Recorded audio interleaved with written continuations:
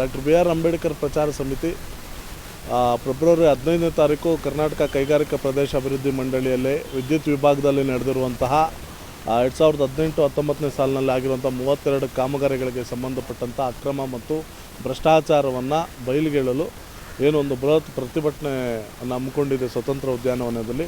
ಅದರ ಬಗ್ಗೆ ಇವತ್ತು ದಾಖಲಾತಿಗಳನ್ನು ಮತ್ತು ಸಂಬಂಧಪಟ್ಟಂಥ ಸರ್ಕಾರ ಗಮನ ಸೆಳೆಯಲು ಬೆಂಗಳೂರಿನ ಪ್ರೆಸ್ ಕ್ಲಬ್ನಲ್ಲಿ ಇವತ್ತಿನ ದಿನ ಡಾಕ್ಟರ್ ಬಿ ಆರ್ ಅಂಬೇಡ್ಕರ್ ಪ್ರಚಾರ ಸಮಿತಿ ಸುದ್ದಿಗೋಷ್ಠಿಯನ್ನು ನಡೆಸಿದ್ದು. ಇದರಲ್ಲಿ ನಾವು ಈಗಾಗಲೇ ಹೇಳ್ದಂಗೆ 32 ಕಾಮಗಾರಿಗಳಲ್ಲೂ ಭಾವಚಿತ್ರಗಳಿಲ್ಲದೆ ಬಿಲ್ ಪಾಸ್ ಆಗಿರುವಂಥದ್ದು ಮತ್ತು ಕಾಮಗಾರಿಗಳು ನಡೆದಿರೋದ್ರ ಬಗ್ಗೆ ಅನುಮಾನ ಇದೆ. ಅದನ್ನು CID ತನಿಖೆಗೆ ಒತ್ತಾಯಿಸ್ತಾ ಇದ್ದೀವಿ ನಾವು. ಸರ್ಕಾರ ಈ ಕೂಡಲೇ ಇದರ ಬಗ್ಗೆ ಗಮನ ಹರಿಸಿ ಈ 32 ಕಾಮಗಾರಿಗಳನ್ನು CID ತನಿಖೆಗೆ ಒಳಪಡಿಸಿ ಯಾರು ಗುತ್ತಿಗೆ ಪಡೆದಿದ್ದಾರೋ ಆ ಸಮಸ್ಯೆಗಳ ಬಗ್ಗೆಯೂ ತನಿಖೆ ಮಾಡಿ ನಿರ್ದಿಷ್ಟವಾದಂಥ ಭ್ರಷ್ಟಾಚಾರವನ್ನು ತಡೆ ಹಿಡಿದು ಯಾರು ಇದರಲ್ಲಿ ಅಕ್ರಮ ಎಸಗಿದಾರೋ ಅಂಥ ಅಧಿಕಾರಿಗಳ ವಿರುದ್ಧ ಕ್ರಿಮಿನಲ್ ಮೊಕದ್ದಮೆ ದಾಖಲು ಮಾಡಬೇಕು ಅಂತೇಳಿ ಒತ್ತಾಯಿಸ್ತಾ ಇದ್ದೀವಿ. ಇವತ್ತು ಏನು ನಮ್ಮ ಅಂಬೇಡ್ಕರ್ ಪ್ರಚಾರ ಸಮಿತಿ ವತಿಯಿಂದ ಸರ್ಕಾರದಲ್ಲಿ ಅದರ ಅಧೀನದಲ್ಲಿರುವಂಥ ಏನು KVBA ಹಗರಣಗಳ ಒಂದು ದೊಡ್ಡ ಸಾಗರ. ಈಗಾಗಲೇ ನಾವು ಒಂದು 6 ತಿಂಗಳಿಂದ ನಾವು ಇದ್ರ ಬಗ್ಗೆ ಇಲ್ಲಿ ದೊಡ್ಡ ಒಂದು ಚರ್ಚೆ ಮಾಡಿದ್ವಿ. ಅದಕ್ಕೆ ಸಂಬಂಧಪಟ್ಟ ದಾಖಲಾತಿಗಳನ್ನ ಸಹ ನಾವು ರಿಲೀಸ್ ಮಾಡಿದ್ವಿ. ಬಟ್ ಏನು 18-19ರಲ್ಲಿ ನಡೆದಿದೆ 32 ವಿಭಾಗಗಳಲ್ಲಿ ತುಂಬ ದೊಡ್ಡ ಒಂದು ಸರ್ಕಾರಕ್ಕೆ ಇವರು ಮಾಡ್ತಕ್ಕಂಥ ದೊಡ್ಡ ಮೋಸ. ಇದು ಎಲ್ಲ ಪಬ್ಲಿಕ್ ಅಮೌಂಟು ಕಂದಾಯ ರೀತಿಯಲ್ಲೆಲ್ಲ ವಸೂಲಿ ಮಾಡಿ ಮತ್ತೆ ಅವರಿಗೆ ಮೋಸ ಮಾಡುವಂಥ ಕೆಲಸಗಳು ತುಂಬ ಆಗ್ತಿದೆ. ಹಾಗಾಗಿ ನಿಮ್ಮ ಎಲ್ಲರೂ ಒಂದು ಸಹಾಯ ನಮ್ಮ ಒಂದು ಸಂಘಟನೆಗೆ ಬೇಕು. ನಾವು ಯಾವುದೇ ಒಂದು ಈ ರೀತಿ ಭ್ರಷ್ಟಾಚಾರ ವಿಚಾರಗಳನ್ನ ದೊಡ್ಡ ಮಟ್ಟದಲ್ಲಿ ನಾವು ಸರ್ಕಾರದ ಗಮನಕ್ಕೂ ತರ್ತೀವಿ. ಅಧಿಕಾರಿಗಳಿಗೆ ಶಿಕ್ಷೆ ಆಗುವಂಥ ಕೆಲಸಕ್ಕೂ ನಾವು ಪ್ರಯತ್ನ ಮಾಡ್ತೀವಿ. ಆದರೆ ಈ ಒಂದು ನ್ಯಾಯಾಧೀಶರ ಒಂದು ಮನವಿಗೂ ಸಹ ಅವರು ಕಿಮ್ಮತ್ತು ಬೆಲೆ ಕೊಡ್ತಾ ಇಲ್ಲ. ಅಂದರೆ ಇನ್ಯಾವ ರೀತಿ ಅವ್ರು Geeta electronics, Arvind electronics, Kumar electronics ಇವರೆಲ್ಲ ಯಾವ ಮಟ್ಟಕ್ಕೆ ಅಲ್ಲಿ ಬೇರೆ ಬಿಟ್ಟಿದ್ದಾರೆ ಅಂತ ನೋಡೋದ್ರಲ್ಲೇ ಗೊತ್ತಾಗುತ್ತೆ. ದಾಖಲಾತಿಗಳ ಸಮೇತ ನಾವು ಇಲ್ಲಿ ಪ್ರೂವ್ ಮಾಡ್ತಾ ಇದ್ದೀವಿ. ಮುಂದಿನ ದಿನದಲ್ಲಿ ಹೋರಾಟನೂ ಸಹ ಫ್ರೀಡಮ್ ಪಾರ್ಕಲ್ಲಿ ಇಟ್ಕೊಂಡಿದ್ದೀವಿ. ಇವರಿಗೆ ಮೇಯ್ನ್ ಆಗಿ ಅವ್ರಿಗೆ ಕ್ರಿಮಿನಲ್ಸ್ ಅಂತಾನೆ ಹೇಳಿ ಅಧಿಕಾರಿಗಳ ವಿರುದ್ಧ ದೊಡ್ಡ ಒಂದು ಕೇಸ್ ಹಾಕಬೇಕು ಅಂತ ನಮ್ಮ ಒಂದು ಸಂಘಟನೆಯ ತೀರ್ಮಾನ ಆಗಿದೆ.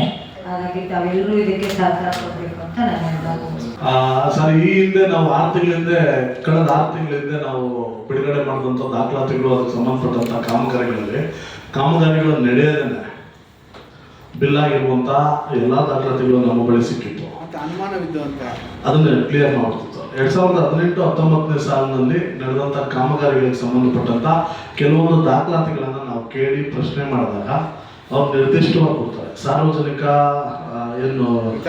ಟೆಂಡರ್ ಸಾರ್ವಜನಿಕ ಗೋಪ್ಯತೆ ಕಾಯ್ದೆ ಏನಿದೆಯೋ ಗೋಪ್ಯತೆ ಕಾಯ್ದೆ ಒಡೆಯಲ್ಲಿ ನಿರ್ದಿಷ್ಟವಾಗಿ ಹೇಳ್ತದೆ 4G ಎಕ್ಸ್ಟೆನ್ಷನ್ ಕೊಟ್ಟರು ಯಾವುದೇ ಕಾಮಗಾರಿ ನಡೆದ್ರು ಆ ಕಾಮಗಾರಿಗೆ ಸಂಬಂಧಪಟ್ಟಂತ GPRS ಭಾವಚಿತ್ರಗಳನ್ನು ಶೇಖರಣೆ ಮಾಡಬೇಕು ಮತ್ತು ಗುಣಮಟ್ಟದ ಪ್ರಮಾಣ ಪತ್ರಗಳನ್ನು ಶೇಖರಣೆ ಮಾಡಬೇಕು ಮತ್ತು ಅದಕ್ಕೆ ಸಂಬಂಧಪಟ್ಟಂತಹ ಕಾಮಗಾರಿ ನಡೆಯುವಂಥ ಸಂದರ್ಭದಲ್ಲಿ ಉನ್ನತ ಮಟ್ಟದ ಅಧಿಕಾರಿಗಳು ಭೇಟಿ ನೀಡಿ ಸ್ಥಳ ಪರಿಶೀಲನೆ ಮಾಡಬೇಕು, ಕಾಮಗಾರಿಗಳು ಪರಿಶೀಲನೆ ಮಾಡಬೇಕು, ಅದರ ಭಾವಚಿತ್ರಗಳನ್ನು ಶೇಖರಣೆ ಮಾಡಿರಬೇಕು ಅಂತದೆ.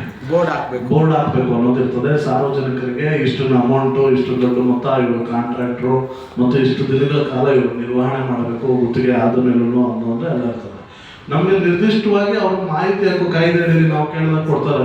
ನಮ್ಮ ಮಂಡಳಿಯಲ್ಲಿ ಯಾವುದೇ ರೀತಿಯಾದಂತಹ GPRS ಆಧಾರಿತ ಭಾವಚಿತ್ರಗಳು ಲಭ್ಯವಿರುವುದಿಲ್ಲ. ಅದು ನಂತರ ಗುಣಮಟ್ಟ ಪ್ರಮಾಣ ಪತ್ರಗಳು ನಮ್ಮಲ್ಲಿರುವುದಿಲ್ಲ. ಯಾವುದೇ ರೀತಿಯಾದಂತಹ ದಾಖಲಾತಿಗಳು, ಸೂಕ್ತ ದಾಖಲಾತಿಗಳು ನಮ್ಮಲ್ಲಿ ಇರೋದಿಲ್ಲ ಅಂತ ಹೇಳ್ಬಿಟ್ಟು ನಮಗೆ ಕೊಡ್ತಾರೆ. ನಾವು ಈಗಾಗಲೇ ಅದನ್ನು ಮಾಹಿತಿ ಆಯೋಗದಲ್ಲೂ ಸಹ 2ನೇ ದ್ವಿತೀಯ ಮೇಲ್ಮನವಿಯನ್ನು ಸಲ್ಲಿಸಿದ್ದೀವಿ. ಅಲ್ಲೂ ವಿಚಾರಣೆ ನಡೀತಾ ಇದೆ. 3ನೇ ನ್ಯಾಯಾಧೀಶರು 3ನೇ ಪೀಠದಲ್ಲಿ ವಿಚಾರಣೆ ನಡೀತಾ ಇದೆ. ಬಿಲ್ಲೆಲ್ಲ ಪಾಸ್ ಆಗಿದೆ, ಬಿಲ್ಲೆಲ್ಲ ಕ್ಲಿಯರ್ ಆಗಿದೆ. ಕೊಡಂಗಿಲ್ಲ. ಈಗ ನಮ್ಮ ಒಂದು ಲೆಕ್ಕಾಚಾರ ಏನಪ್ಪ ಅಂತ ಹೇಳಿ ಒಂದು ಸಣ್ಣ ಎಕ್ಸಾಂಪಲ್ ಸರ್. ಈಗ ಸಮಾಜ ಕಲ್ಯಾಣ ಇಲಾಖೆ ಇದೆ, ಅರಿವು ಮೂಡಿಸೋ ಕಾರ್ಯಕ್ರಮ ಅನ್ನೋ ಒಂದು ಯೋಜನೆ ಇದೆ. ಅದರಲ್ಲಿ ಕಾಯ್ದೆ ಕಾನೂನುಗಳ ಬಗ್ಗೆ ನಮ್ಮ ಕಾಲೋನಿಗಳಲ್ಲಿ ಅರಿವು ಮೂಡಿಸುವಂಥ ಕಾರ್ಯಕ್ರಮದ ಇದೆ. ನಮ್ಮಂತ ಯಾವುದೋ ಒಂದು ಬಡ ಸಂಘಟನೆ, ಕೆಳ ತಳಭಾಗದಲ್ಲಿರುವಂಥ ಸಂಘಟನೆ ಆ ಕಾರ್ಯಕ್ರಮ ತಗೊಂಡು ಅಲ್ಲಿ ಕೆಲಸ ಮಾಡ್ತಾರೆ. ಕೆಲಸ ಮಾಡಿ ಫೋಟೋಗಳು, ಭಾವಚಿತ್ರಗಳನ್ನ ಕೊಟ್ಟಲ್ಲಿ GPRS ಅನ್ನೋದು ಏನು ಕೂಡ ಗೊತ್ತಿರಲ್ಲ ನಮಗೆ. ಭಾವಚಿತ್ರಗಳು ಕೊಟ್ಟಲ್ಲಿ ಕೂಡ 50,000 ದುಡ್ಡು ಸಹ ಹಾಕೋಲ್ಲ. GPRS ಆಧಾರಿತ ಭಾವಚಿತ್ರಗಳು ಬೇಕು ಅಂತಲೇ ತಡೆ ಹಿಡಿದಂಥ ಸರ್ಕಾರ ಕೋಟ್ಯಾಂತರ ರೂಪಾಯಿ ಕಾಮಗಾರಿಗಳನ್ನು ಈ ಭಾವಚಿತ್ರಗಳಲ್ಲಿ ಯಾವ ರೀತಿ ಪಾಸ್ ಮಾಡ್ತಾರೆ ಸರ್? ಇವೆಲ್ಲ ಪ್ರಶ್ನೆಗಳನ್ನ ಇಟ್ಟು CID ತನಿಖೆಗೆ ಒಳಪಡಿಸ್ಬೇಕು ಅಂತೇಳಿ ನಾವು ಒತ್ತಾಯಿಸ್ತಾ ಇದ್ದೀವಿ ಸರ್ 15ನೇ ತಾರೀಕು.